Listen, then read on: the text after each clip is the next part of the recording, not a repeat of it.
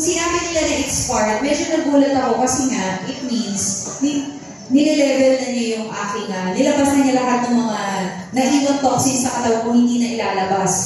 And then nagkaroon po ako, I had dry eyes. So after nang sinabi nila, magkakaroon ka ng mga discharge sa eyes or sa, alam niyo na kung saan. So, nangyari nga, nagkaroon, first time ulit, nagkamuta ako. So, sobrang sakit ko nga may muta ako eh. May muta ako kasi nga dry eyes ako talaga sobra as in. So, nakita ko po dun yung difference. So, sinabi ko na po agad sa asawa ko and then I've been recommending it to my friends.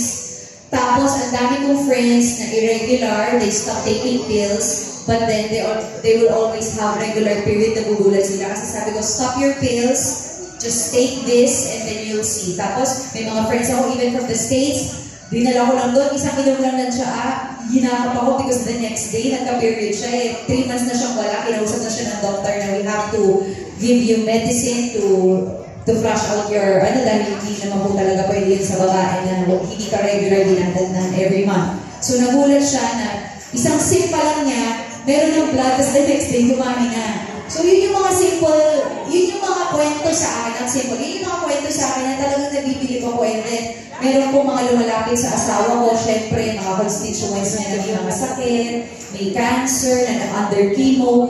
Hindi na po namin alam yun, bigla na lang after 2 months magpapadala sa amin, sobrang sigla daw nila, yung hair nila tumubo, even during chemo. So, para nakita ko talaga yung power ng Paralis na it's parang nga siya kahit pa paano miracle. And yun nga yung nakakagulat din. Kasi kung iisipin mo, ano lang siya, nasa paligid lang natin siya, nasa dahon lang siya.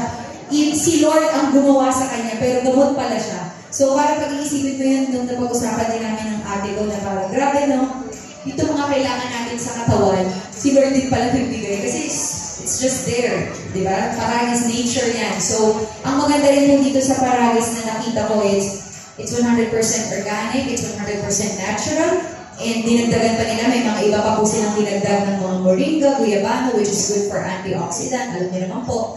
And it's 100% Filipino made. So nakaka-proud na suportahan ng ganitong produkto na very effective and Filipino made pa. Nakakatulong pa tayo sa ating mga kababayan. Wow, thank you so much po, Miss Alex. Ngayon,